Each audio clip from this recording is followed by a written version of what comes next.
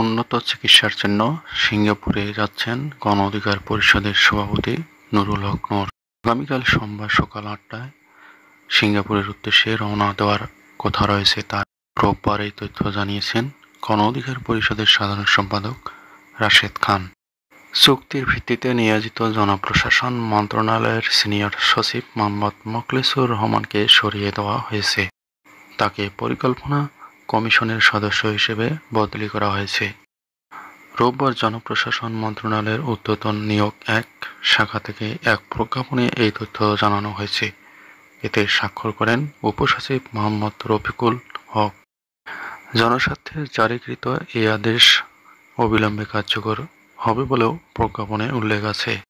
সংবাদ প্রকাশের জেরে রংপুরে লিয়াকত আলী বাদল নামে এক জ্যেষ্ঠ সাংবাদিককে তুলে নিয়ে মারধরের অভিযোগ উঠেছে। রোববার দুপুর 12টার দিকে নগরীর কাছারিবাজার এলাকা থেকে তাকে জোরপূর্বক তুলে নেওয়া হয়। পরে তাকে শারীরিকভাবে লাঞ্ছিত ও মারধর করা হয় বলে অভিযোগ করেন ভুক্তভোগী সাংবাদিক। লিয়াকত আলী বাদল একটি বেসরকারি টেলিভিশন চ্যানেলে ও একটি দৈনিক পত্রিকার জ্যেষ্ঠ প্রতিবেদক।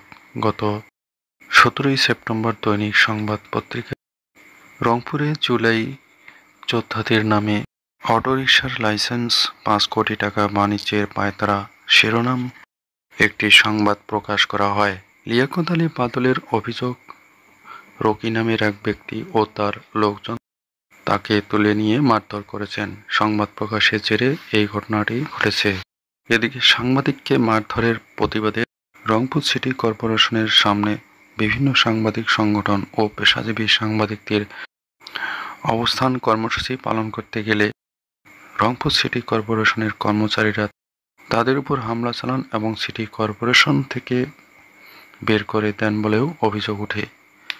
রোববার বেলা 1টার দিকে রংপুর সিটি কর্পোরেশনে এই ঘটনা ঘটে। জাতীয় নাগরিক পার্টির আহ্বায়ক ও জুলাই আন্দোলনের নেতৃত্ব দেওয়া নাহিদ ইসলাম বলেছেন, আওয়ামী লীগকে দল হিসেবে দ্রুত সময়ের মধ্যে বিচারের আওতায় আনা উচিত। ক্ষমতাচ্যুত প্রধানমন্ত্রী শেখ হাসিনা সহ 3 জনের বিরুদ্ধে 24 জুলাই আগস্টের গণ-অভ্যুত্থানে সংগঠিত মানবতা বিরোধী অপরাধের মামলায় সাক্ষ্য ও জেরা শেষে সাংবাদিকদের তিনি এসব কথা বলেন। নাহিদ ইসলাম বলেন, দল হিসেবে আওয়ামী লীগকে বিচারের আওতায় আনা উচিত, সেই সুযোগও আছে। আমরা ট্রাইব্যুনালের কাছে আবেদন জানাবো। ট্রাইব্যুনালের কাছে এখন যথেষ্ট তথ্য প্রমাণ এসেছে। শেখ হাসিনা দলীয় প্রধান হিসেবে রাজনৈতিকভাবে নিরঙ্কুশ ক্ষমতার দিকে থাকতে জনগণের বিরুদ্ধে গিয়ে তাদেরকে হত্যার সিদ্ধান্ত নিয়েছিলেন। জনগণ প্রতিরোধ করে তাকে উৎখাত করেছে বলে এটা আওয়ামী লীগের সংগঠিত অপরাধ রাজনৈতিকভাবে। তাই দল হিসেবে দ্রুত সময়ের মধ্যে তাদের বিচারের আওতায় আনা উচিত। বিচারপতি গোলাম মর্তুজা মজুমদারের নেতৃত্বাধীন 3 সদস্যের আন্তর্জাতিক অপরাধ ট্রাইব্যুনাল 1 ও 47তম সাক্ষী হিসেবে সাক্ষ্য দেওয়ার পর নাহিদ ইসলামের জেরা শেষ হয়।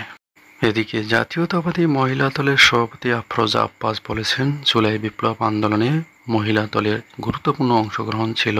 হাসিনার পতন আন্দোলনে এমন কোনো দিন ছিল না যে মহিলা দলের কর্মীরা মাঠে ছিল না। আগামীতে নির্বাচন বা দেশের যে কোনো প্রয়োজন ভূমিকা রাখতে মহিলা দল প্রস্তুত রয়েছে। রোববার দুপুরে টাঙ্গাইলে প্রেস ক্লাব মিলনায়তনে জেলা মহিলা দলের 47তম প্রতিষ্ঠা বার্ষিকীর আলোচনা সভায় প্রধান বক্তা হিসেবে তিনি এসব কথা বলেন। আফরোজা আব্বাস বলেন, ছাত্র জনতার আন্দোলনে বিএনপি, যুবদল, ছাত্রদল ও অঙ্গ সংগঠনের সাথে রাজপথের আন্দোলনে সক্রিয় ভূমিকা ছিল মহিলা দলের। 5 আগস্টের পর ভারত থেকে বাংলাদেশের প্রতি হুমকি-হুঙ্কার বেড়েছে বলে মন্তব্য করেছেন বিএনপির সিনিয়র যুগ্ম মহাসচিব অ্যাডভোকেট রুহুল কবির রিজভী। রোববার জাতীয় প্রেস ক্লাবে 7 নভেম্বর প্রজন্ম আয়োজিত ডক্টর মারুফ মল্লিকের লেখা বাংলাদেশি জাতীয়তাবাদের তাত্ত্বিক বিশ্লেষণ নাগরিক জাতীয়তাবাদের সংকট শীর্ষক বইয়ের উপর আলোচনা প্রধান বক্তাদের বক্তব্যে তিনি এই মন্তব্য করেন। তিনি বলেন, 5 আগস্টের পরে পরিবর্তিত পরিস্থিতিতে পার্শ্ববর্তী দেশ থেকে যে ধরনের হুমকি হুঙ্কার ক্রমাগতভাবে আসছে, বর্তমান রাজনৈতিক পরিস্থিতি যেভাবে এগোচ্ছে এবং যেসব শক্তির উত্থান ঘটেছে, তাতে করে আমাদের স্বাধীনতা এবং সার্বভৌমত্ব অটুট রাখার জন্য বড় ধরনের একটি ষড়যন্ত্র পাকিয়ে তোলার সুযোগ সৃষ্টি হচ্ছে। এবং সর্বশেষ, আসন্ন দুর্গাপূজা উপলক্ষে আগামী 24শে সেপ্টেম্বর থেকে আইনশৃঙ্খলা বাহিনীর সদস্যরা মাঠে থাকবে বলে জানিয়েছেন স্বরাষ্ট্র উপদেষ্টা লেফটেন্যান্ট জেনারেল অবসরপ্রাপ্ত মোহাম্মদ জাহাঙ্গীর আলম চৌধুরী। রোববার স্বরাষ্ট্র মন্ত্রণালয়ের আইন শৃঙ্খলা সংক্রান্ত উপদেষ্টা পরিষদের সভা শেষে এসব কথা বলেন তিনি। স্বরাষ্ট্র উপদেষ্টা বলেন, এবার মহিলা ও শিশু বিষয়ক মন্ত্রণালয় থেকে 80,000 স্বেচ্ছাসেবী নিয়োগ দেওয়া হবে। পূজা যেহেতু ধর্মীয় পবিত্র অনুষ্ঠান, সেহেতু আমাদের সবার সতর্ক থাকতে হবে।